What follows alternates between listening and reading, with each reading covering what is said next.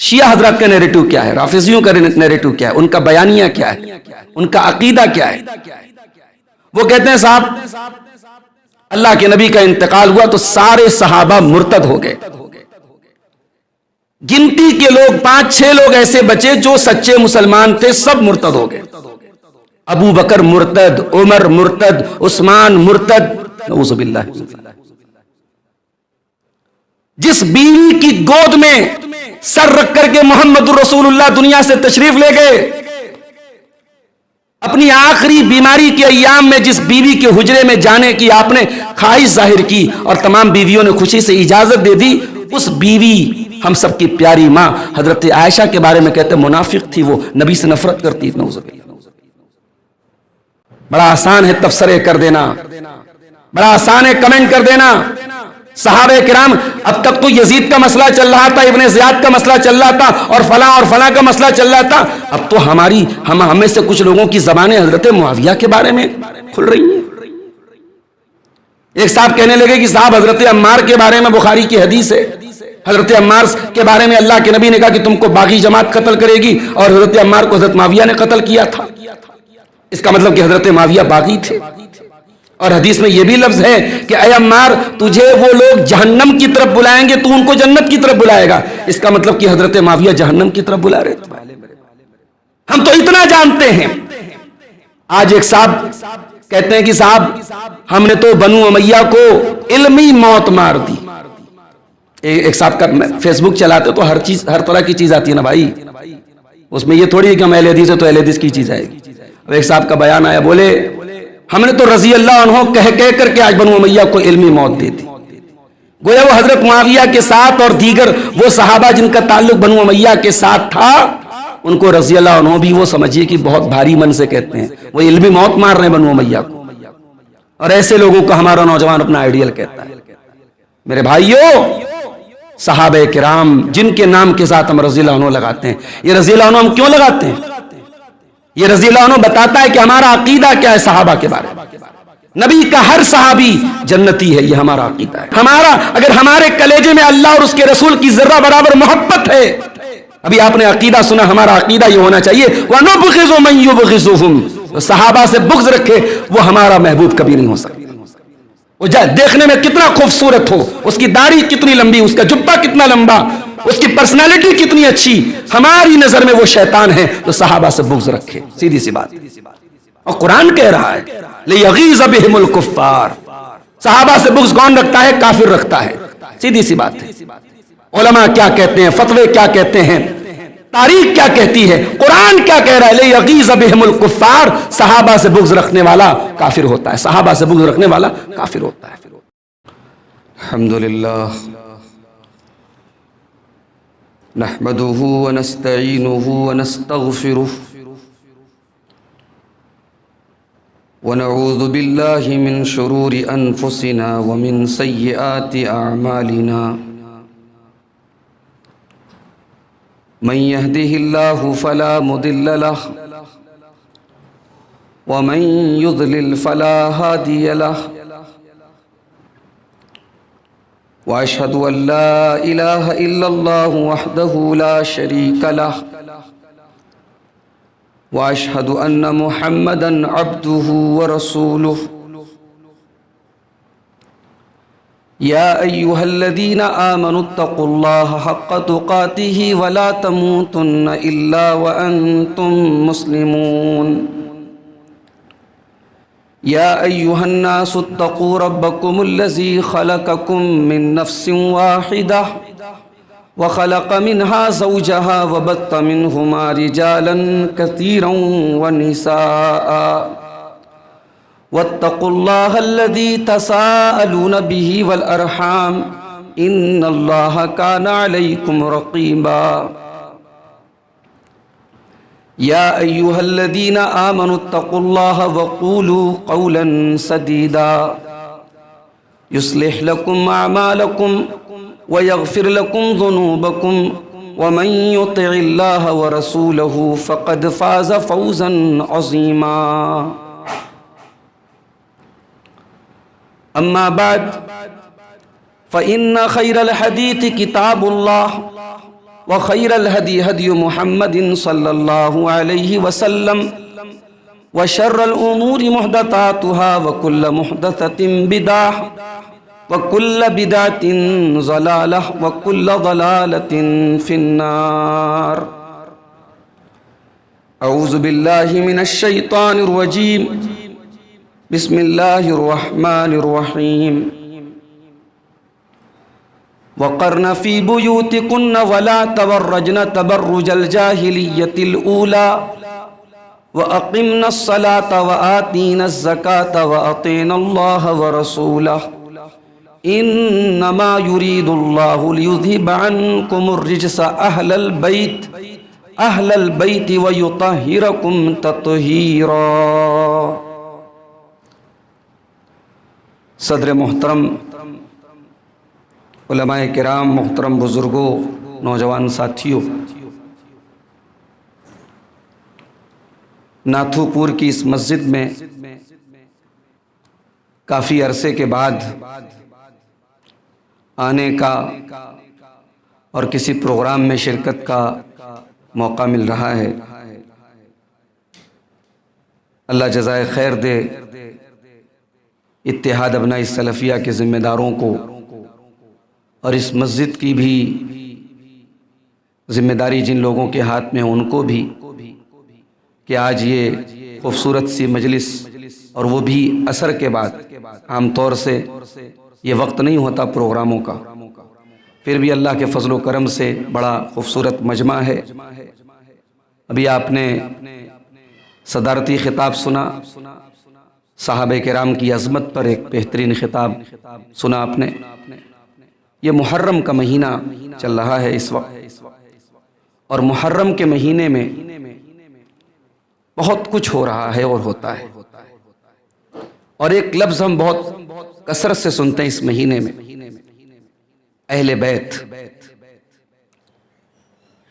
اس محرم کے مہینے میں بہت ساری بدعات اور خرافات اور واہیات کاموں کو ایک لائسنس دینے کے لیے، ایک جواز دینے کے لیے ایک لفظ کو استعمال کیا جاتا ہے، اہل بیت۔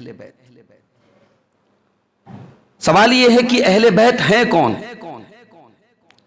اور اہل بیت کے تعلق سے ہماری شریعت کیا کہتی ہے، قرآن کیا کہتا ہے، اللہ کے رسول صلی اللہ علیہ وسلم کیا کہتے ہیں۔ اس سے پہلے کہ میں اہل بیت پر کچھ باتیں کروں، میں ایک بات آپ کو بتانا چاہتا ہوں۔ اللہ کے نبی، اللہ کے آخری نبی بن کر کے دنیا میں آئے،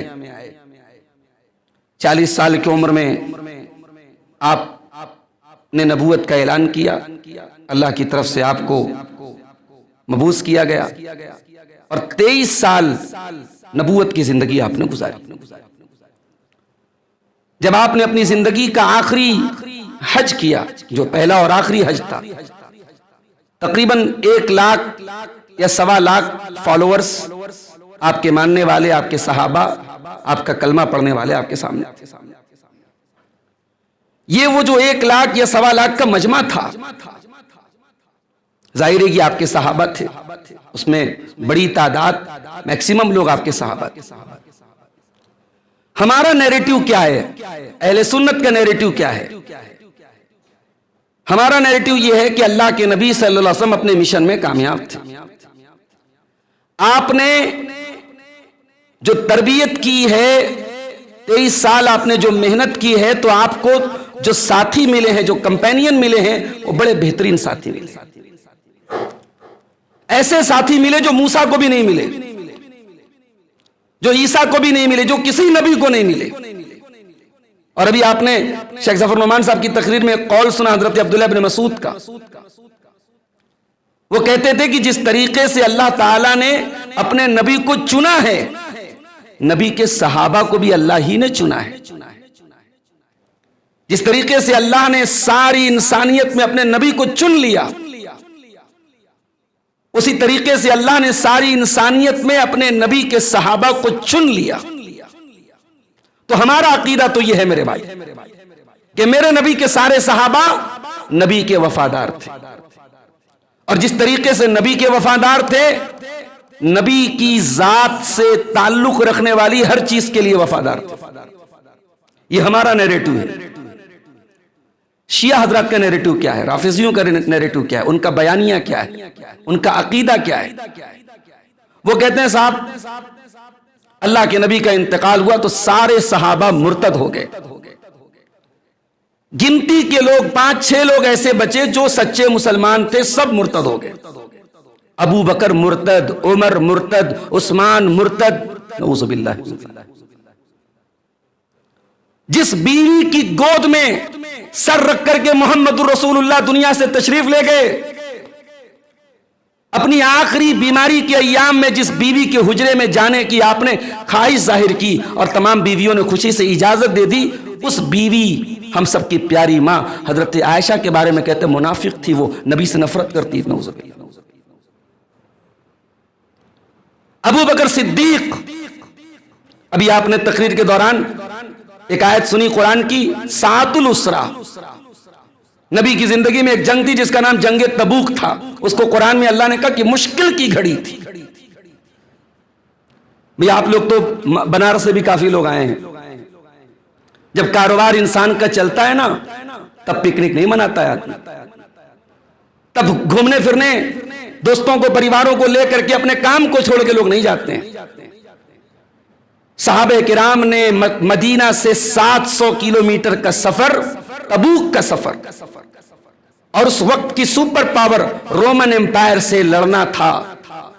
ہتھیاروں کی کمی تھی، سواریوں کی کمی تھی، اور مئی اور جون کا مہینہ تھا. کھجوریں پک کے ریڈی تھی، صرف کاٹنا تھا، اور نبی نے اعلان کر دیا کہ چلنا ہے. یہ تھی مشکل کی گھڑی. اور وہ سفر کیسا تھا، اس کی داستان کبھی پڑھو میرے بھائیوں. انسٹاگرام اور فیس بک کی دنیا سے باہر نکل کے کبھی پڑھو، نبی کے غزوات کو پڑھو، تو شاید اپنی بدعملی پہ رونا آئے گا کہ ہم کہاں ہیں اور صحابہ کہاں. بڑا آسان ہے تبصرے کر دینا، بڑا آسان ہے کمنٹ کر دینا. صحابہ کرام، اب تک تو یزید کا مسئلہ چل رہا تھا، ابن زیاد کا مسئلہ چل رہا تھا، اور فلاں کا مسئلہ چل رہا تھا. اب تو ہم میں سے کچھ لوگوں کی زبانیں حضرت معاویہ کے بارے میں کھل رہی ہیں. ایک صاحب کہنے لگے کہ صاحب حضرت عمار کے بارے میں بخاری کی حدیث ہے، حضرت عمار کے بارے میں اللہ کے نبی نے کہا کہ تم کو باغی جماعت قتل کرے گی، اور حضرت عمار کو حضرت معاویہ نے قتل کیا تھا. اس کا مطلب کہ حضرت معاویہ باغی تھے. اور حدیث میں یہ بھی لفظ ہے کہ اے عمار، تجھے وہ لوگ جہنم کی طرف بلائیں گے، تو ان کو جنت کی طرف بلائے گا. اس کا مطلب کہ حضرت معاویہ جہنم کی طرف بلا رہے تھے. تو سیدھی سی بات ہوگی نا، بات ختم ہو گئی. حضرت علی جنت کی طرف بلا رہے تھے، حضرت معاویہ جہنم کی طرف نعوذ باللہ بلا رہے تھے. میرے بھائی، آج 1400 سال کے بعد آپ یہ ڈیسائیڈ کر رہے ہو کہ حضرت معاویہ جہنم کی طرف بلا رہے تھے. اور حضرت معاویہ کے ساتھ جو صحابہ کرام کا ایک بڑا گروہ تھا، حضرت زبیر ان کے ساتھ تھے، حضرت طلحہ ان کے ساتھ تھے، حضرت عائشہ ان کے ساتھ تھی، عشرہ مبشرہ میں سے کئی لوگ ان کے ساتھ تھے، اصحاب بدر میں سے کئی لوگ ان کے ساتھ تھے. نعوذ باللہ وہ جہنم میں لے جانے والی جماعت کا ساتھ دے رہے تھے. کیا بات کرتے ہو میرے بھائی. ہم تو سیدھی سی بات جانتے ہیں میرے بھائی. صحابہ کرام کے درمیان جو اختلاف ہوا، جو جنگیں ہوئیں، جو لڑائیاں ہوئیں، 3 گروپ تھا ان کے اندر. ایک گروپ وہ تھا جو حضرت معاویہ کے ساتھ تھا، ایک گروپ وہ تھا جو حضرت علی کے ساتھ تھا، ایک گروپ وہ تھا جو ان لڑائیوں میں گیا ہی نہیں، اور حق پر یہی گروپ تھا. بہت تحقیق کرنے کے بعد، بہت مطالعہ کرنے کے بعد، اور بہت احادیث کا اور روایات کا مطالعہ کرنے کے بعد محققین علماء نے لکھا ہے کہ حق پر وہی جماعت تھی جو اس فتنے سے الگ تھی. اور اس کی تائید اللہ کے پیارے نبی کے اس جملے سے بھی ہوتی ہے. اللہ کے پیارے نبی نے حضرت علی کے بارے میں کہا تھا، خوارج کا ذکر کرتے ہوئے آپ نے فرمایا کہ خوارج کو وہ جماعت قتل کرے گی اول الطائفتین بالحق، جو حق سے زیادہ قریب ہو. اور یہ تاریخ کی مسلمہ حقیقت ہے کہ خوارج کو قتل کیا تھا حضرت علی نے. تو گویا حضرت علی رضی اللہ تعالیٰ عنہ کی جماعت کو اللہ کے پیارے نبی نے حق سے زیادہ قریب بتایا تھا. اور جب یہ حق سے زیادہ قریب تھے تو اس کا مطلب کہ دوسرا جو گروپ تھا وہ حق سے دور تھا، اور ایک تیسرا گروپ تھا جو بالکل حق پر تھا. بالکل حق پر وہ لوگ تھے جو اس جنگ میں شامل ہی نہیں. اور 1400 سال کے بعد یہ تو ہمارا میٹر بھی نہیں ہے کہ ہم یہ طے کریں. ہم تو سیدھی سی بات جانتے جو امام طحاوی نے لکھی ہے، امام ابن ابی العز نے لکھی ہے. اللہ نے ہمارے ہاتھوں کو بچایا، ان جنگوں میں ہم شامل نہیں ہوئے، ان لڑائیوں میں ہم شامل نہیں ہوئے. اب اللہ ہماری زبانوں کو بھی بچا دے. ہم کون ہوتے ہیں طے کرنے والے میرے بھائی؟ ہم تو اتنا جانتے ہیں آج ایک صاحب کہتے ہیں کہ صاحب ہم نے تو بنو امیہ کو علمی موت مار دی. ایک صاحب کا فیس بک چلاتے تو ہر طرح کی چیز آتی ہے نا بھائی, اس میں یہ تھوڑی ہے کہ ہم اہل حدیث ہے تو اہل حدیث کی چیز آئے گی. اب ایک صاحب کا بیان آیا, بولے ہم نے تو رضی اللہ عنہ کہہ کر کے آج بنو امیہ کو علمی موت دے دی. گویا وہ حضرت معاویہ کے ساتھ اور دیگر وہ صحابہ جن کا تعلق بنو امیہ کے ساتھ تھا, ان کو رضی اللہ عنہ بھی وہ سمجھیے کہ بہت بھاری من سے کہتے ہیں, وہ علمی موت مار رہے ہیں بنو امیہ کو. اور ایسے لوگوں کو ہمارا نوجوان اپنا آئیڈیل کہتا ہے. میرے بھائیوں, صحابہ کرام جن کے نام کے ساتھ ہم رضی اللہ عنہ لگاتے ہیں, یہ رضی اللہ عنہ ہم کیوں لگاتے ہیں؟ یہ رضی اللہ عنہ بتاتا ہے کہ ہمارا عقیدہ کیا ہے صحابہ کے بارے میں. نبی کا ہر صحابی جنتی ہے, یہ ہمارا عقیدہ ہے.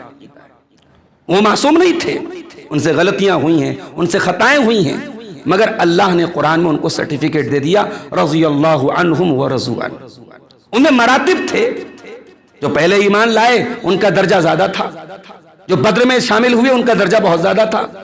بعد والوں کو وہ درجہ نہیں مل سکتا, لیکن درجات اور مراتب کے باوجود سورہ حدید کی آیت نمبر 10 میں اللہ نے کیا فرمایا؟ لا يستوي منكم من انفق من قبل الفتح وقاتل اولئك اعظم درجة من الذين انفقوا من بعد وقاتلوا وكلا وعد الله الحسنى. اللہ کہہ رہا ہے کہ فتح مکہ کے پہلے جو لوگ ایمان لائے, اس کے پہلے انہوں نے جنگ کی, اور بعد میں جو ایمان لائے, دونوں برابر نہیں ہو سکتے. پہلے والوں کا درجہ زیادہ ہے. وَكُلًّا وَعَدَ اللَّهُ الْحُسْنَى, ہر ایک سے اللہ نے جنت کا وعدہ کر کے رکھا. تو یہ ایک مذہب جو بنا اہل بیت سے محبت کے نام پہ, اس کا جو نیریٹو ہے وہ نیریٹو ہی غلط ہے. وہ نیریٹو صرف صحابہ پر سوال نہیں کھڑا کرتا, وہ نبی پر سوال کھڑا کرتا ہے. نبی کی محنت کہاں گئی؟ نبی کی تربیت کا, وہ ٹیچر ناکام مانا جائے گا, وہ مربی ناکام مانا جائے گا, وہ کمانڈر ناکام مانا جائے گا جس کی 23 سال کی محنت بیکار ہو جائے اور اس کے ماننے والوں میں 7-8 لوگوں کے علاوہ باقی سب پھر جائیں, باقی سب اس کو چھوڑ کے چلے. وہ ابو بکر, ہجرت کا موقع تھا, دوپہر کا ٹائم تھا, اللہ کے پیارے نبی ابو بکر صدیق کے گھر میں پہنچے. اما عائشہ کہتی ہیں یہ وہ ٹائم تھا جب عام طور سے اللہ کے نبی میرے گھر میں نہیں آتے تھے. یہ وہ ٹائم تھا کہ اس ٹائم اللہ کے پیارے نبی میرے گھر میں نہیں آتے تھے. دوپہر کا ٹائم تھا, اللہ کے نبی نے دروازہ کھٹکھٹایا. ابو بکر صدیق نے دروازہ کھولا. اللہ کے نبی دیکھ کے خوش ہو گئے. اللہ کے نبی نے کہا کہ اے ابو بکر بڑی سیکریٹ بات کرنا ہے, بڑی پرائیویٹ بات کرنا ہے. کہا کہ اللہ کے نبی کوئی نہیں, ہمارے گھر کے لوگ ہیں. کہا کہ اے ابو بکر مجھے ہجرت کی اجازت مل گئی, مکہ سے مدینہ جانے کی اجازت مل گئی. حضرت ابو بکر صدیق نے کہا کہ اے اللہ کے نبی مجھے ساتھ جانے کا موقع ملے گا کہ نہیں ملے گا؟ الصحبت یا رسول اللہ, مجھے آپ کی صحبت ملے گی کہ نہیں ملے گی؟ کہا کہ ہاں تمہیں میرے ساتھ چلنا ہے. اما عائشہ کہتی ہے پہلی مرتبہ اپنے باپ کی آنکھوں میں نے خوشی کے آنسو دیکھے. وہ ابو بکر جو نبی کے ساتھ جانے کے لیے مچلتے رہتے تھے, جو نبی کے لیے غار ثور میں اپنے انگوٹھے کو زہریلے جانور سے ڈنک مروا کے آنسو اور تکلیف برداشت کر لے مگر نبی کی نیند نہ خراب ہونے دیں.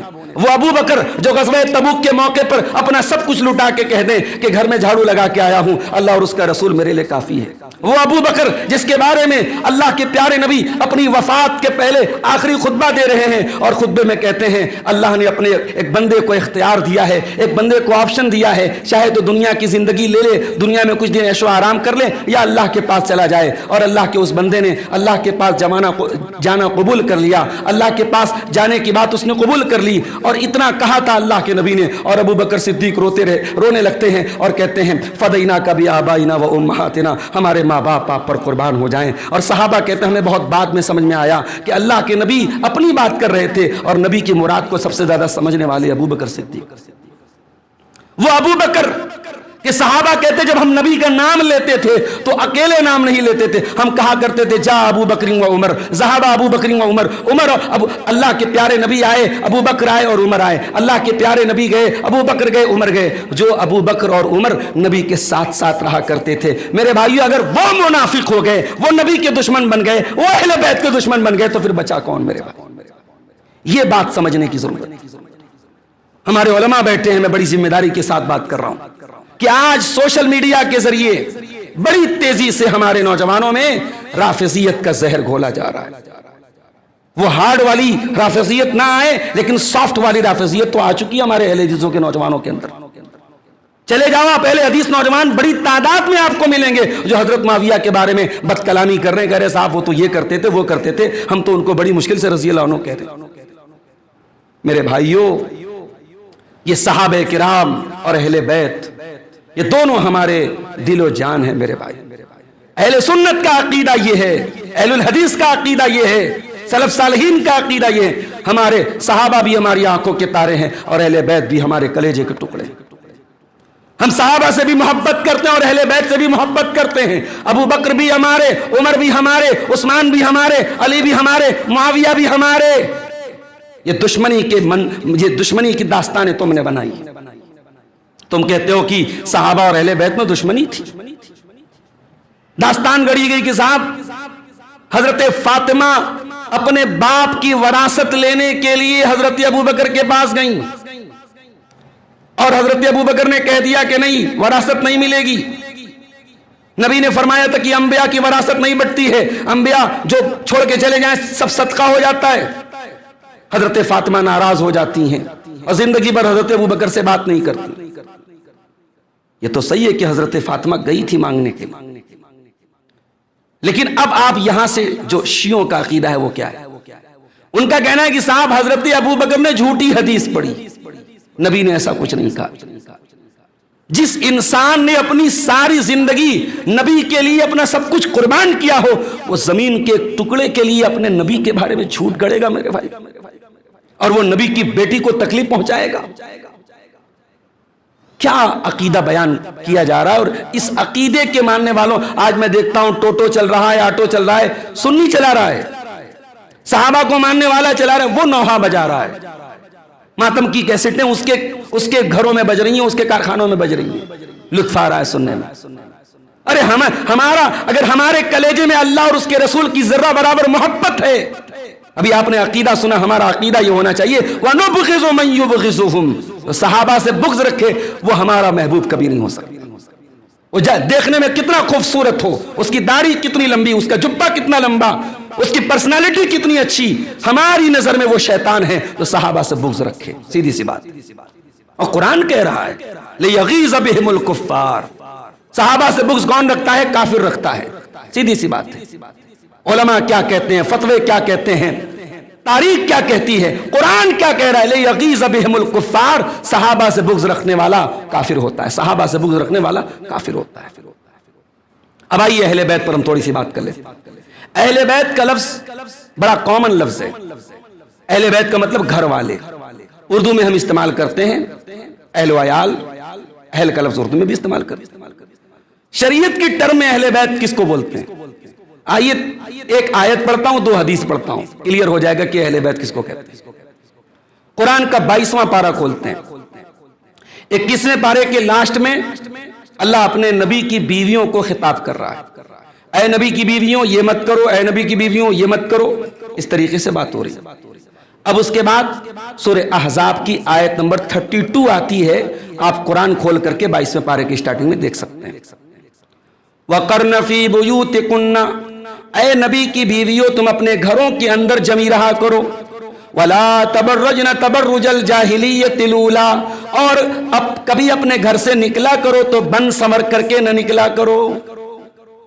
اللہ اکبر، حکم دیا جا رہا ہے نبی کی بیویوں کو، اور جو تعلیم ہے وہ ساری امت کی عورتوں کے لیے کہ عورت کا کام گھر کے اندر رہنے کا ہے، عورت شمع محفل نہیں ہے، عورت زینت خانہ ہے، عورت گھر کی ملکہ ہے، گھر کے باہر ضرورت پڑنے پر نکلے گی، جاب کرنا عورت کا کام نہیں ہے، نوکری کر کے گھر چلانا عورت کا کام نہیں ہے۔ کبھی ایمرجنسی حالات آ جائیں، کوئی عورت بیوہ ہے یا شوہر اپاہج ہو گیا تو وہ پردے میں رہ کر کے کام کرے تو الگ بات ہے، ورنہ عام حالات میں کمانے کا کام عورت کا نہیں ہے۔ قرآن کی آیت وَقَرْنَ فِي، یہ مولوی کا فتویٰ نہیں، قرآن کی آیت، اپنے گھروں میں رہو، اور گھر سے جب نکلو تو بن سمر کر کے نہ نکلو۔ وَأَقِمْنَ الصَّلَاةَ، اور نماز قائم کرتی رہو، وَآتِينَ الزَّكَاةَ، اور زکوٰۃ ادا کرتی رہو، وَأَطِيعْنَ اللَّهَ وَرَسُولَهُ، اور اللہ کی اور اس کے رسول کی اطاعت کرتی رہو۔ اتنی بات ہو گئی؟ اب ذرا سنیے گا، انما یرید اللہ لیذہب عنکم الرجس اہل البیت ویطہرکم تطہیرا، اے نبی کے اہل بیت، اللہ تم سے ہر گندگی کو دور کرنا چاہتا ہے اور تم کو خوب پاک کرنا چاہتا ہے۔ قرآن کریم کی ان آیتوں کا جو تسلسل ہے، جو سلسلہ کلام ہے، جو کانٹیکسٹ ہے، جو بیک گراؤنڈ ہے، وہ سیدھا سیدھا بتا رہا ہے کہ یہاں اہل بیت سے کون مراد ہے؟ نبی کی بیویاں مراد ہے۔ مگر آپ کو ایک پتے کی بات بتاؤں، شیعہ حضرات کہتے ہیں کہ صاحب یہاں اہل بیت سے 5 لوگ مراد، علی یعنی اللہ کے نبی صلی اللہ علیہ وسلم، اور علی، فاطمہ، حسن، حسین، پنجتن، بس 5 مراد۔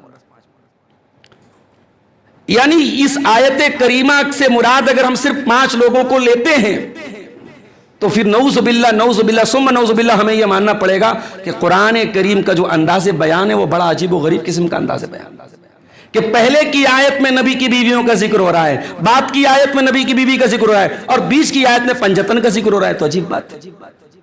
تو قرآن کریم کی یہ آیت بالکل صاف بتا رہی ہے کہ اہل بیت سے مراد یہاں کیا ہے؟ نبی کی بیویاں ہیں، اور اللہ نبی کی بیویوں کو پردہ کا حکم دے رہا ہے، غیر محرم سے بات کرنے کا طریقہ بتا رہا ہے، نماز اور روزہ کا حکم دے رہا ہے، اور یہ سب دینے کے بعد اللہ کہہ رہا ہے اے نبی کے اہل بیت، اے نبی کی گھر والیوں، اللہ تم سے ہر گندگی کو دور کرنا چاہتا ہے۔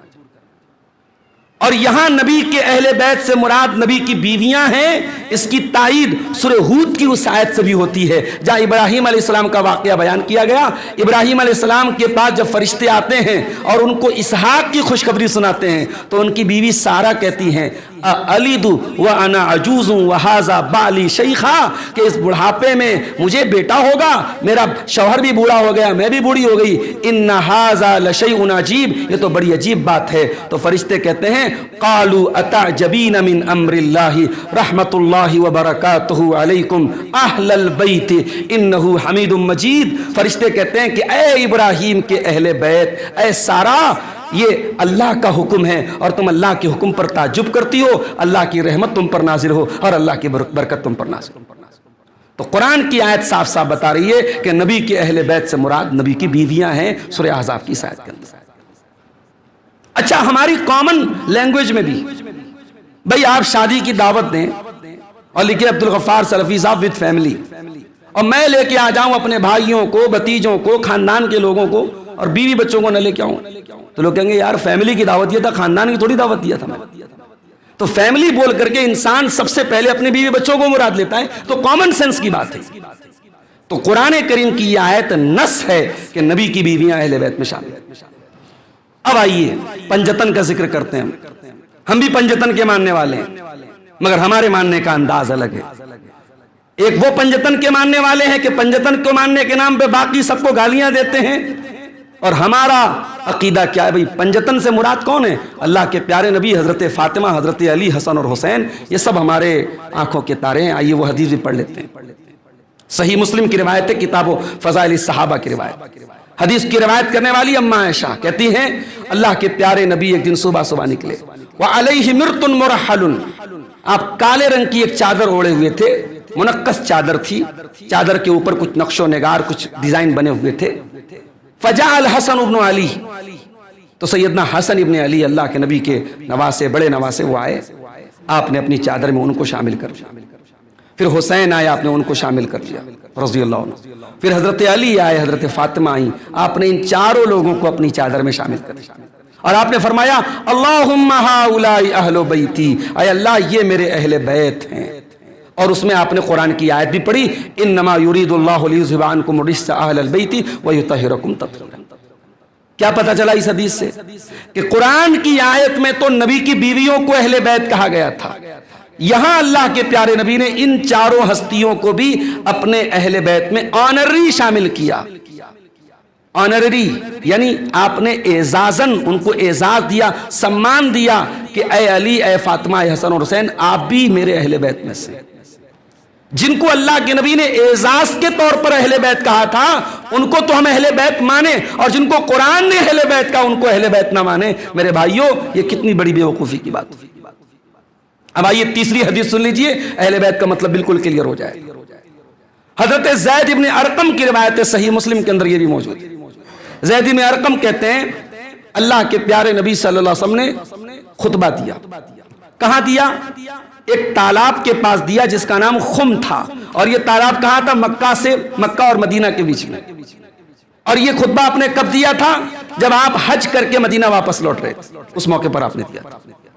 شیعہ حضرات کہتے ہیں اسی موقع پر حضرت علی کی خلافت کا اعلان ہوا تھا. اسی لیے وہ عید نہیں مناتے ہیں، عید غدیر ضرور مناتے ہیں. شیعہ حضرات کیا عید الفطر بہت ہلکے طور پر منائی جاتی ہے، بلکہ بہت سارے شیعہ تو عید الفطر پہ ماتم بھی کرتے ہیں، کیونکہ وہ حضرت علی کی کا 10واں مناتے ہیں. حضرت علی 31 رمضان کو ان کی شہادت ہوئی تھی، تو عید والے دن وہ 10واں مناتے ہیں. عید بہت مشکل سے شیعہ حضرات کو آپ نہیں دیکھیں گے عید پر خوشی نہیں مناتے. تو عید ان کے یہاں سیکنڈری ہے، عید الاضحیٰ سیکنڈری ہے، عید غدیر اصلی ہے. وہ کہتے ہیں صاحب اس دن نبی نے علی کی خلافت کا اعلان کیا. اب کوئی پوچھے کہ اگر نبی کو علی کی خلافت کا اعلان کرنا تھا تو اللہ کے نبی صلی اللہ علیہ وسلم کو سب سے بڑا جو مجمع ملا تھا وہ تو حج کے موقع پہ ملا تھا، حجۃ الوداع کے موقع پر مینا میں، عرفات میں. وہاں آپ نے اعلان نہیں کیا جب 1.25 لاکھ کا مجمع تھا، اور یہاں چند 100 صحابہ تھے آپ کے ساتھ. بھائی جب حج ختم ہو گیا، شام والے شام چلے گئے، باہر والے باہر، یمن والے یمن چلے گئے، اب نبی کے ساتھ جو 100 200 300 صحابہ وہ مدینہ ساتھ جا رہے ہیں، تو اللہ کے نبی ان کے بیچ میں علی کی خلافت کا اعلان کیوں کریں گے؟ یہ عجیب لاجک ہے. یہ پورا مذہب جو ہے نا یہ لاجک سے بہت پرے ہے. تو بہرحال صحیح مسلم کی میں روایت پڑھ رہا ہوں کہ اللہ کے نبی نے خطبہ دیا، اور خطبے میں آپ نے کہا ایھا الناس انما انا بشر، اے لوگوں میں انسان ہوں، ہو سکتا ہے ان قریب میرے پاس اللہ کا فرشتہ آئے اور میں اللہ کے پاس چلا جاؤں. وَإِنِّي تَارِكٌ فِيكُمْ ثَقَلَيْنِ، اور میں 2 بھاری چیزیں چھوڑ کے جا رہا ہوں. کتاب اللہ، ایک اللہ کی کتاب چھوڑ کے جا رہا ہوں، قرآن. فَخُذُوا بِكِتَابِ اللَّهِ وَاسْتَمْسِكُوا بِهِ، اللہ کی کتاب کو پکڑ لو اور قرآن کو پکڑ لو. قرآن کی بات آئی ہے تو ایک بات کہنا چاہتا ہوں. آج ہمارے نوجوان، بلکہ ہم سب کا وہی حال ہے، قرآن کریم سے ہمارا تعلق بہت کمزور ہو چکا ہے. میرے بھائی، ہم سلف کے بارے میں پڑھتے تھے کہ وہ رات بھر قرآن پڑھتے تھے تو ہمیں حیرت ہوتی تھی کہ صاحب اتنی قرآن سے محبت. لیکن آج موبائل اور سوشل میڈیا اور فیس بک اور یوٹیوب اور انسٹاگرام سے ہمارے نوجوانوں کا لگاؤ دیکھ کر کے لگتا ہے کہ ہاں پاسبل ہے. جب انسان کو کسی چیز سے محبت ہو جائے نا تو انسان کو ایک نشہ ہو جاتا ہے. کاش قرآن پڑھنے کا، قرآن پر غور کرنے کا اور قرآن سے تعلق جوڑنے کا بھی ہمارے دلوں میں میرے بھائیوں جذبہ پیدا ہو. یہ نبی کی آخری وصیت ہے، یہ نبی کی آخری وصیتوں میں سے ایک وصیت ہے. آپ نے کہا میں قرآن چھوڑ کے جا رہا ہوں، پکڑو اس کو، تھامو اس کو. آپ نے قرآن کو کے اوپر لوگوں کو ابھارا. اس کے بعد آپ نے فرمایا وَأَهْلُ بَيْتِي، میں تمہارے بیچ میں اپنے اہل بیت کو بھی چھوڑ کے جا رہا ہوں. اذکرکم اللہ فی اہل بیتی، میں تم کو اللہ سے ڈرنے کی تعلیم دے رہا ہوں اپنے اہل بیت کے بارے میں. میں تم کو اللہ سے ڈرنے کی تعلیم دے رہا ہوں اپنے اہل بیت کے بارے میں. 3 مرتبہ آپ نے یہ بات بیان فرمائی. جب حضرت زید ابن ارقم یہ حدیث بیان کر چکے تو جس تابعی کے سامنے وہ یہ حدیث بیان کر رہے تھے ان کا نام تھا حسین ابن صبرہ. انہوں نے کہا کہ اے زید ابن ارقم، حدیث تو آپ نے بیان کر دی، مجھے ایک سوال کا جواب دیجیے کہ نبی کے اہل بیت کون ہیں؟ الیس نساؤہ من اہل بیتہ، کیا نبی کی بیویاں اہل بیت میں شامل نہیں ہیں؟ تو حضرت زید بن ارقم نے فرمایا نساؤہ من اہل بیتہ، اللہ کے پیارے نبی کی بیویاں تو آلریڈی اہل بیت میں شامل ہیں، مگر ولیکن ہم من حرم صدقہ، لیکن اہل بیت کا اصل مطلب ہے وہ تمام لوگ اہل بیت ہیں جن کے اوپر صدقہ حرام ہے. اور وہ کون ہیں؟ وہ آل علی ہیں. حضرت علی کی اولاد میں جتنے مسلمان ہیں، حضرت عقیل کی اولاد میں جتنے مسلمان ہیں، حضرت عباس کی اولاد میں جتنے مسلمان ہیں، حضرت جعفر کی اولاد میں جتنے مسلمان ہیں، وہ سب اہل بیت میں شامل ہیں. تو یہ حدیث بتا رہی ہے کہ اہل بیت کا، اب یہ تیسرا مفہوم ہے. قرآن کی آیت سے پتہ چلا کہ نبی کی بیویاں اہل بیت میں سے ہیں، اور حدیث قصہ سے پتہ چلا کہ وہ جن کو پنجتن کہا جاتا ہے، حضرت علی، فاطمہ، حسن، حسین، وہ بھی اہل بیت میں شامل ہیں. اور زید ابن ارقم کی حدیث سے پتہ چلا کہ اللہ کے نبی کے خاندان کے وہ تمام لوگ، آپ کے دادا عبد المطلب کے خاندان کے وہ تمام مسلمان، وہ اہل بیت میں شامل ہیں، اور ان کے اوپر صدقہ حرام ہے، ان کو صدقہ کا مال وہ نہیں کھا سکتے. اور یہ قیامت تک یہ سلسلہ چلے گا. جو صحیح معنوں میں اس نسب سے جس کا تعلق ہے وہ آج بھی اہل بیت میں سے. مگر یہاں ایک بڑے پوائنٹ کی بات آپ نوٹ کر لیجیے. ہمارے بعض لوگ کیا کہتے ہیں صاحب ہم تو نبی کے خاندان کے ہیں، نبی کے اہل بیت میں سے ہیں، سید ہیں ہم، جہنم کی آگ کی کیا مجال کہ ہمیں چھو لے. تو اسلام کا ایک نظریہ سن لیجیے. اسلام میں نسب کی اہمیت ہے مگر نسب سیکنڈری چیز ہے. اسلام میں ایمان اور اسلام پہلی چیز ہے. اگر نسب اسلام اور ایمان کے بغیر نسب کی کوئی حیثیت ہوتی تو حضرت نوح علیہ السلام کا بیٹا ڈوبتا نہیں. نوح علیہ السلام کا بیٹا ان کی آنکھوں کے سامنے ڈوب گیا اور نوح علیہ السلام نے دعا بھی کی اللہ سے کہ اللہ تو نے وعدہ کیا تھا میرے بچے کو بچا لے گا, تو میرے پریوار کو بچا لے گا, میرا بیٹا بھی میرے اہل میں سے ہے, میرے پریوار میں سے ہے. اللہ نے فرمایا یا نوح انہ لیس من اہلک انہ عمل غیر صالح. اے نوح تیرے بیٹے کا عمل اچھا نہیں ہے, تیرے بیٹے کا کردار اچھا نہیں. تو ایمان کے بغیر نسب کی کوئی حیثیت نہیں. اسی لیے جب اللہ نے ابراہیم علیہ السلام سے کہا وَإِذْ قَالَ رَبُّكَ وَإِذْ قَالَ کیسے ہے سورہ بقرہ میں حضرت ابراہیم کے بارے میں اللہ نے کہا کہ میں تم کو زمین انی جاعلک للناس اماما, اے ابراہیم میں تمہیں لوگوں کا امام بنانے والا ہوں. قال ومن ذریتی, حضرت ابراہیم نے کہا کہ اللہ میری اولاد کا کیا ہوگا. قال لا ینال عہد الظالمین, کہا کہ نہیں ظالموں سے میرا وعدہ. اے ابراہیم تیری اولاد میں جو نیک ہوگا اس سے تو میرا وعدہ, اس کو تو میں امامت دوں گا, اس کو لوگوں کا امام بناؤں گا, لیکن جو ظالم ہوگا, جس کا عمل خراب ہوگا, جس کا عقیدہ خراب ہوگا, اس سے میرا وعدہ نہیں. اسی لیے عربی کا ایک شاعر کہتا ہے لعمرک مل انسان الا بدینہ فلا تترک التقوی اتکالا علی النسب. انسان کی حقیقت اس کے دین کے بغیر کچھ بھی نہیں ہے, لہٰذا اپنے خاندان اور اپنے نسب کی دھوس نہ جماؤ, اپنے خاندان پر اعتماد کر کے تقوی کا راستہ مت چھوڑو. فقد رفع الاسلام سلمان فارس, فارس کا اور ایران کا رہنے والا سلمان, اسلام نے اس کو اتنی عزت دے دی کہ وہ نبی کا صحابی نہیں بلکہ اللہ کے نبی نے سلمان فارسی کے بارے میں فرمایا تھا سلمان منا اہل البیت, سلمان ہمارے اہل بیت میں سے ہے. لقد رفع الاسلام سلمان فارس ولقد وزع الشرک وقد وزع الشرک النصیب ابا لہب, اور بڑے حسب و نسب والا ابو لہب تھا لیکن شرک کی وجہ سے مارا گیا اور جہنم میں جائے. تو اللہ کے یہاں حسب و نسب کا نمبر بعد میں میرے بھائی. تو اہل بیت سے مراد اللہ کے نبی کے دادا عبد المطلب کی خاندان کے, اور اسی طریقے سے آپ کے پردادا ہاشم کے خاندان کے وہ تمام لوگ جن کو 4 خاندان کا ذکر اللہ کے نبی نے کیا. حضرت علی کی اولاد, حضرت عباس کی اولاد, حضرت جعفر کی اولاد, اور عقیل, علی اور جعفر اور عباس, یہ 4 ان کی جو بھی خاندان میں جو بھی مسلمان ہوں گے وہ سب اہل بیت میں شامل ہیں, قیامت تک وہ اہل بیت میں سے شامل ہیں. تو ہم اہل بیت سے محبت کرتے ہیں بغیر کسی غلو کے, اور ہم اس کہانی کو ماننے کو تیار نہیں ہے کہ صحابہ نے نعوذ باللہ اہل بیت پر ظلم. یہ داستانیں گڑنے والوں نے گڑی ہیں, یہ تاریخ کے پنوں میں کو سیاہ کیا ہے, مگر وہی تاریخ ہمیں یہ بھی بتاتی ہے میرے بھائی, وہی تاریخ ہمیں یہ بھی بتاتی ہے کہ فتنہ پردازوں نے اور فتنہ کرنے والوں نے ہی صحابہ کے درمیان غلط فہمیاں پیدا کی. ابھی میں پڑھ رہا تھا تقریر کے پہلے موبائل پر علامہ ابن کثیر کی عبارت پڑھ رہا تھا البدایہ والنہایہ. آج بھئی صحابہ کی جب جنگ کی بات آتی, 2 بڑی بڑی جنگیں ہوئی تھی صحابہ میں, جمل اور صفین.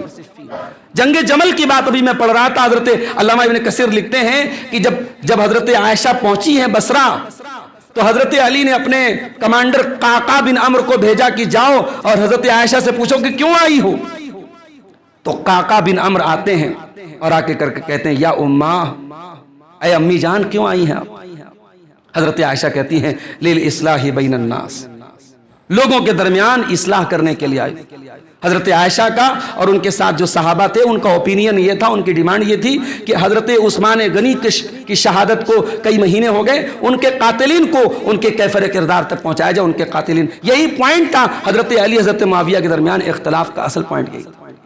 آگے علامہ ابن کثیر کہتے ہیں کہ حضرت عائشہ نے جب کہا کہ میں صلح کرنے آئی ہوں, اور انہوں نے اس پر بڑی خوشی کا اظہار کیا اور حضرت علی کو آ کے بتایا کہ نہیں وہ تو صلح کرنے کی بات کر رہی ہیں اور میل ملاپ کی بات کر, حضرت علی بڑے خوش ہوئے اور یہ طے ہو گیا کہ ہاں صلح ہو جائے. تو وہ طبقہ جو عثمان غنی کے قاتلین کا طبقہ تھا, جس میں مالک ابن اشتر نخعی کا نام آتا ہے اور کئی نام آتے ہیں, ان لوگوں نے آپس میں میٹنگ کی اور الفاظ ہیں کہ ان اصطلح علی دمائنا, اگر حضرت عائشہ اور حضرت علی کی صلح ہو گئی تو ہمارے خون پر ہوگی, ہماری جان نہیں بچے گی, ہماری گردن نہیں بچے گی. یہ وہ خطرناک طبقہ تھا یہی وہ سبائی گروہ تھا، یہ عبداللہ ابن سبا کے ماننے والے تھے، انہوں نے ہی عثمان غنی کو قتل کروایا، انہوں نے صحابہ کے درمیان جنگیں کرائی، انہوں نے ہی بعد میں حضرت حسین رضی اللہ عنہ کی شہادت میں بھی انہی لوگوں کا کردار تھا۔ تفصیل کا موقع نہیں ہے، لیکن آج بات کربلا کی نکالی جاتی ہے، بات حضرت حسین کی شہادت کی ہوتی ہے اور زبان درازی ہوتی ہے صحابہ کرام۔ میں بڑے صاف الفاظ میں کہتا ہوں، یزید کے بارے میں کوئی کیا کہتا ہے وہ جانے، یزید کے بارے میں اللہ کے ہم سے سوال نہیں ہوگا۔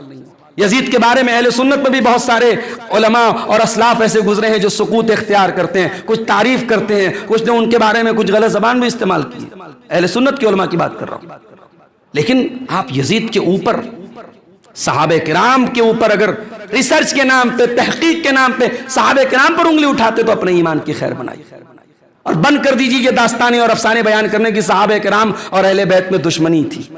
یہ بخاری کی روایت ہے، حضرت ابوبکر صدیق گھر سے نکلے، حضرت حسن کھیل رہے ہیں، حضرت ابوبکر صدیق حضرت حسن کو کھلاتے ہیں اور کہتے ہیں بے ابی شبیہم بن نبی لا شبیہم بے علی، میرے باپ تیرے اوپر قربان ہو، تو بالکل نبی کے جیسا دکھتا ہے، علی کا بیٹا ہے مگر نبی کے جیسا دکھتا ہے، علی کے جیسا نہیں دکھتا۔ وعلی یضحک، حضرت علی ہنس رہے ہیں، مسکرا رہے ہیں۔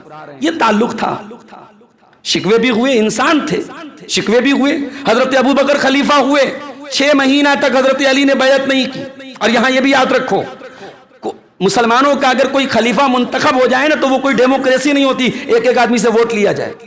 اگر پوری امت میں 2-4-5 لوگ ایسے ہوں جنہوں نے بیعت نہیں کی تو اس بیعت کو صحیح مانا جاتا ہے۔ حضرت ابوبکر خلیفہ ہو گئے، سارے مسلمانوں نے چن لیا، حضرت علی کے دل میں کچھ شکوہ تھا، انہوں نے نہیں کیا۔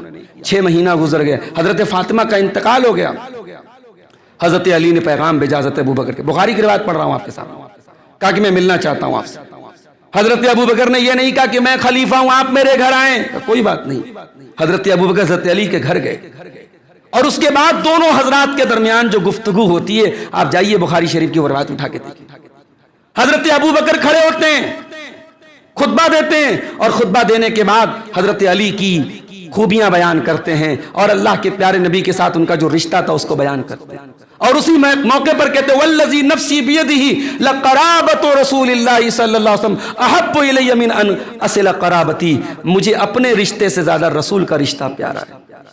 اس کے بعد حضرت علی کھڑے ہوتے ہیں، وہ بھی خطبہ دیتے ہیں اور خطبہ دینے کے بعد کہتے ہیں مجھے ابو بکر کی فضیلت، ابو بکر کا اسلام، ابو بکر کا نبی کا ساتھ دینا سب قبول ہے، سب کا اعتراف کرتا ہوں۔ حضرت ابو بکر کی فضیلت پر آپ کہہ سکتے ہیں مختصر سی تقریر حضرت علی نے کی۔ اس کے بعد حضرت علی نے کہا کہ مجھے بس ایک بات کی شکایت ہے کہ خلافت کی جو میٹنگ ہوئی اس میں مجھ سے رائے نہیں لی گئی، میں اللہ کے رسول کے ساتھ میرا جو رشتہ تھا، حضرت علی داماد بھی تھے اور چچا زاد بھائی بھی تھے اور اللہ کے رسول کے پروردہ بھی تھے، تو اس کے ناطے ان کو ایک شکوہ تھا۔ تو حضرت ابوبکر صدیق رونے لگے اور کہا کہ نہیں، آپ رسول کی رشتہ داری کی بات کرتے، مجھے اپنی رشتہ داری سے زیادہ رسول کی رشتہ داری پیار۔ دونوں گلے لگ گئے، حضرت ابوبکر کے ہاتھ پر حضرت علی نے بیعت کی۔ یہ بخاری کی روایت۔ شکوے بھی ہوئے میرے بھائی، لیکن وہ دشمنی نہیں تھی، دلوں میں کوئی عداوت نہیں تھی۔ حضرت عمر فاروق رضی اللہ تعالیٰ عنہ، وہ تو جب رجسٹر تیار ہونے لگا سارے مسلمانوں کے وظیفے کا رجسٹر، تو حضرت عمر نے کہا کہ سب سے شروعات کی جائے تو اللہ کے رسول کے گھرانے سے شروعات کی جائے، اہل بیت سے شروعات کی جائے۔ حضرت عمر کے دور میں بارش نہیں ہو رہی تھی، قحط پڑ گیا، تو دعا کرانے کے لیے حضرت عباس ابن عبد المطلب کو بلایا گیا اور حضرت عمر نے دعا میں کہا اللہم انا کننا نتوسل الیک بنبینا، اے اللہ ہم پہلے نبی کی حیات میں، نبی کی موجودگی میں نبی سے دعا کرواتے تھے بارش کی، آج نبی کی وفات کے بعد نبی کے چچا عباس ہیں، اے اللہ ان سے ہم بارش کی دعا کروا رہے ہیں، اے اللہ تو ہمیں بارش عطا فرما، اور بارش ہوتی تھی۔ میرے پیارے ساتھی، تو صحابہ اور اہل بیت میں دشمنی کا یہ جو فارمولہ گھڑا گیا بالکل جھوٹا اور بکواس فارمولہ ہے۔ حضرت فاطمہ کی فضیلت میں سب سے زیادہ روایتیں میں نے مطالعہ کی حضرت عائشہ بیان کرتی ہیں۔ بخاری کے اندر حضرت عائشہ کی روایت کہتی ہیں کہ حضرت فاطمہ اللہ کے نبی کے پاس آتی تھیں تو اللہ کے پیارے نبی حضرت فاطمہ کے استقبال میں کھڑے ہو جاتے تھے، ان کا ہاتھ پکڑ کے چومتے تھے اور اپنے بازو میں اپنے بغل میں بٹھاتے تھے اور کہتے تھے مرحبا بابنتی، میری بیٹی کا آنا مبارک۔ حضرت فاطمہ جب چلتی تھیں، اما عائشہ کہتی ان کے چلنے کا انداز بالکل نبی کے جیسا تھا۔ تو یہ دشمنیاں آپ نے گڑی ہیں۔ آپ کہتے ہیں صاحب حضرت عائشہ حضرت فاطمہ سے ناراض رہتی تھیں، دونوں کے درمیان دشمنی تھی. یہاں حضرت فاطمہ کی فضیلت کی روایتیں حضرت عائشہ بیان کر رہی ہیں. تو میرے بھائیوں، اہل بیت سے محبت کے نام پہ جو آج ہو رہا ہے یہ اسلام کی تعلیم نہیں. حسین کی محبت کے نام پہ جو ہو رہا ہے یہ حسین کے نانا کی تعلیم نہیں. اور یہ بھی یاد رکھو، کربلا میں یقیناً ایک حادثہ ہوا، حضرت حسین کی شہادت کا معاملہ آیا. ان کو جن لوگوں نے قتل کیا وہ بہت بدترین لوگ تھے، اللہ کی لعنت ہو ان کے اوپر. مگر حضرت حسین کوئی جنگ کرنے نہیں گئے. کوئی جنگ کرنے جاتا ہے تو اپنے بچوں کو لے کے نہیں جاتا، اپنی عورتوں کو لے کے نہیں جاتا ہے. یہ ریکارڈ نہیں رہا ہے مسلمانوں کی تاریخ کا. حضرت حسین پہلی بار تھوڑی جا رہے تھے، اپنے والد کے ساتھ انہوں نے کئی جنگیں لڑی تھی. وہ جا رہے تھے اہل کوفہ کے پاس جا رہے تھے، وہاں حالات کا جائزہ لینے جا رہے تھے. جنگ تو تھوپی گئی حضرت حسین کے اوپر. حضرت حسین نے تو کربلا کے میدان میں 3 آپشن بھی رکھے تھے.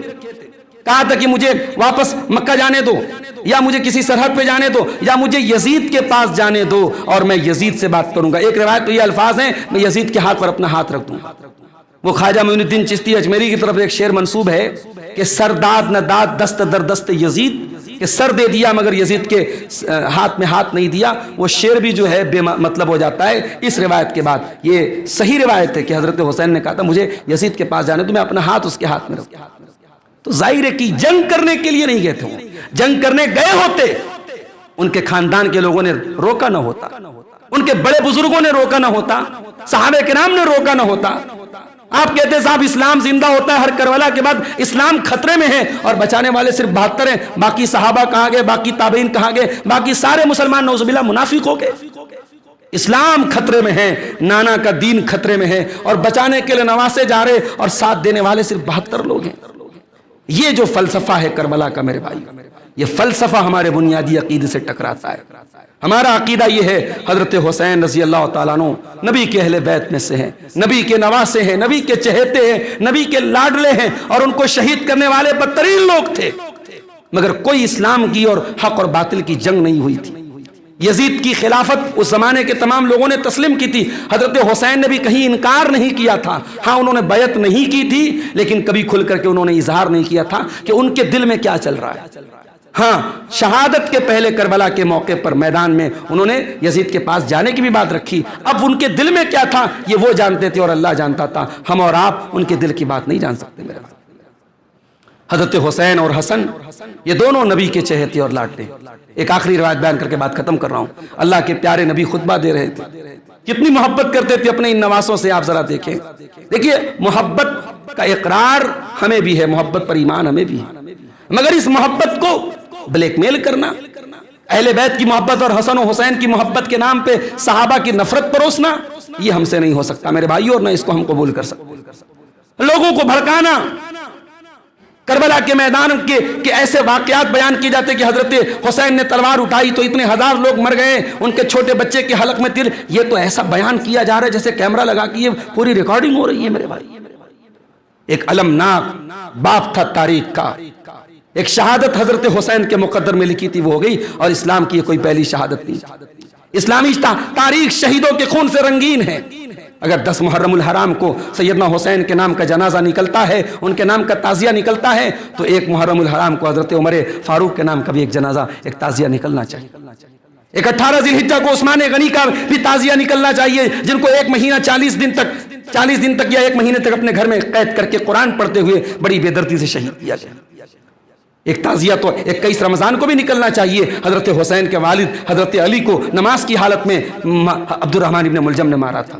اسلامی تاریخ کی کوئی پہلی شہادت نہیں تھی میرے بھائی. ہم شہادتوں کے غم منانے نکلیں گے تو کوئی تاریخ باقی نہیں بچے گی، کیلنڈر کا کوئی دن باقی نہیں بچے گا. اسلام کا سیدھا کلیئر فنڈا ہے میرے بھائیوں، کلیئر اوپینین ہے. غم کا اظہار 3 دن سے زیادہ نہیں ہو سکتا. حضرت ام حبیبہ اپنے شوہر، اپنے والد حضرت ابو سفیان کے انتقال کے بعد جب 3 دن ہو گئے، انہوں نے سب کے سامنے خوشبو منگائی اور اپنے کپڑے پر خوشبو لگائی اور کہا مجھے خوشبو کی ضرورت نہیں تھی، میں اس لیے لگا رہی ہوں تاکہ یہ پتہ چل جائے اب 3 دن گزر گئے، اب سوگ نہیں منانا ہے، اب غم ظاہر نہیں کرنا ہے.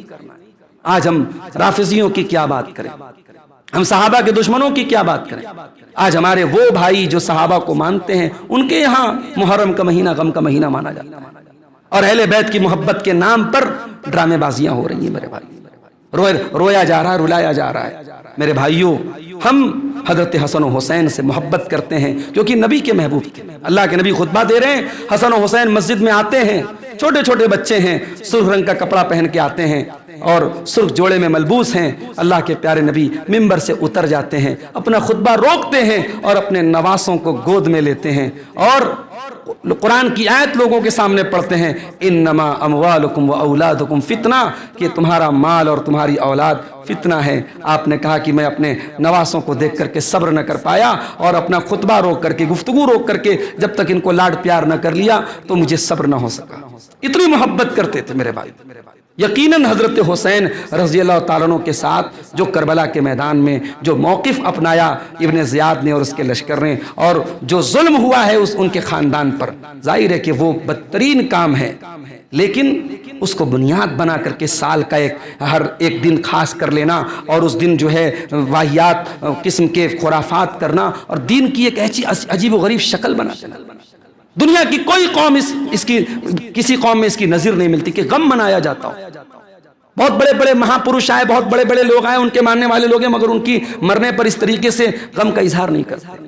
تو میرے بھائیوں، ہمیں اور آپ کو رافضیوں کی ان چالوں سے ہوشیار رہنا چاہیے۔ ہم صحابہ کرام سے اور اہل بیت سے، دونوں طبقات سے محبت کرتے ہیں، اور ہم کسی پر تبرہ کرنا اور کسی کو گالی دینا اور کسی کو برا بھلا کہنا یہ ہمارا منہج نہیں ہے، اور جو لوگ اس منہج پر ہیں ہم ان سے بری ہیں۔ اللہ سے دعا ہے رب العالمین ہمیں صحابہ کرام سے اور اہل بیت سے صحیح اور سچی محبت کرنے کی توفیق عطا فرما۔ رب العالمین ہمیں ہمارے وہ بھائی جو اس تعلق سے بدعات اور خرافات میں مبتلا ہیں، اے اللہ تو ان کو اپنی اصلاح کرنے کی توفیق عطا فرما۔ رب العالمین صحابہ کرام کے بارے میں ہمیں اپنی زبانوں کی حفاظت کی توفیق دے۔ آج بہت سارے ہمارے نوجوان صحابہ کرام کے بارے میں، بالخصوص حضرت معاویہ کے بارے میں، حضرت عمرو بن عاص وغیرہ کے بارے میں، جو تاریخ کی روایات کی بنیاد پر، یا بعض صحیح روایتیں بھی ہوتی ہیں، یا میں یہ بھی بتا دوں کہ کبھی کبھی صحیح روایت سے بھی ایسا کوئی لفظ ملتا ہے جس میں کسی صحابی کی تنقیص ہے، تو ہمارا رویہ کیا ہونا چاہیے؟ مثال کے طور پر ایک روایت ملتی ہے کہ حضرت معاویہ نے حضرت عمرو بن عاص سے پوچھا کہ حضرت معاویہ نے حضرت سعد بن ابی وقاص سے پوچھا کہ تم ابو تراب کو برا بھلا کیوں نہیں کہتے؟ تسبو کا لفظ آیا ہے۔ اب کوئی آدمی اس حدیث کو پڑھے اور کہے کہ صاحب حضرت معاویہ اکسا رہے ہیں دوسرے صحابی کو حضرت علی کو گالی دینے پر، تو عربی زبان میں سبا یسبو کے معنی گالی دینا بھی آتا ہے، سبا یسبو کے معنی برا بھلا کہنا بھی آتا ہے، اور سبا یسبو کے معنی تنقید کرنا، کرٹیسائز کرنا اور کسی پر نکتہ چینی کرنا بھی آتا ہے۔ تو بھائی ظاہر ہے کہ حضرت علی حضرت معاویہ میں اختلاف تو تھا، جنگ تو ہو رہی تھی، ایک دوسرے پر تنقید بھی ہوتی تھی، تو اس پس منظر اور اس کانٹیکسٹ میں ہم یہاں یہ کہہ سکتے ہیں کہ حضرت سعد بن ابی وقاص جو ان جنگوں میں شامل نہیں ہوئے تھے، اور سعد بن ابی وقاص بہت بڑے صحابی عشرہ مبشرہ میں سے ہیں، تو حضرت معاویہ نے ان سے پوچھا کہ بھئی آپ کیوں ان کے خلاف کچھ کیوں نہیں بولتے ہیں، کیا وجہ ہے؟ تو حضرت سعد بن ابی وقاص نے وہاں پہ حضرت علی کی فضیلت بیان کی، اور حضرت معاویہ جو ہے بہت وسیع الظرف انسان تھے، ان کے سامنے حضرت علی کی تعریف ہوتی تھی اور وہ انعامات دیتے تھے، وہ کوئی اتنے چھوٹے دل کے آدمی نہیں تھے کہ حضرت علی کے خلاف کسی نے بول دیا تو نعوذ باللہ اس کو الٹا سیدھا وہ بولتے ہیں۔ تو ہمیں اگر کوئی ایسی روایت بھی ملتی ہے جس میں کسی صحابی کے تعلق سے کوئی ایسا لفظ ہے، اس لفظ سے بظاہر کوئی تنقیص کا پہلو نظر آتا ہے، تو ہم وہاں تعویل کریں گے، ہم کوئی ایسا مفہوم لیں گے جس سے صحابی کی شان پر حرف نہ آئے۔ یہ ہمارا منہج ہونا چاہیے۔ آج ڈھونڈ کے، جیسے وہ گندا کیڑا جو ہوتا ہے نا پاخانے کے اندر، وہ پاخانے سے وہ اس کے سامنے خوشبو لے آؤ نہیں قبول کرے گا، پاخانہ لے آؤ تو اس کو قبول کرے گا۔ کچھ لوگ آج تاریخ کی اور حدیث کی روایتوں میں سے ڈھونڈ کر کے صحابہ کی برائیاں نکالتے ہیں۔ کون سی ایسی روایت مل جائے جس سے حضرت معاویہ کی ہم کوئی برائی بیان کر دیں؟ کون سی ایسی روایت مل جائے جس سے عمرو بن عاص کی کوئی برائی بیان کر دیں؟ میرے بھائیوں، یہ طریقہ سلف کا نہیں ہے، یہ طریقہ اہل السنہ والجماعہ کا نہیں ہے، یہ طریقہ محدثین کا نہیں ہے، اور ہم جس منہج پہ چلتے ہیں، جس عقیدے پر چلتے ہیں، وہ عقیدہ ہمیں یہی سکھاتا ہے کہ ہم صحابہ سے محبت کرتے ہیں اور سارے صحابہ کو جنتی مانتے ہیں۔ اللہ تعالیٰ سے دعا ہے اللہ اسی عقیدے پر ہم سب کو قائم رکھے، آمین۔ وآخر دعوانا الحمدللہ رب العالمین، والسلام علیکم ورحمۃ اللہ وبرکاتہ۔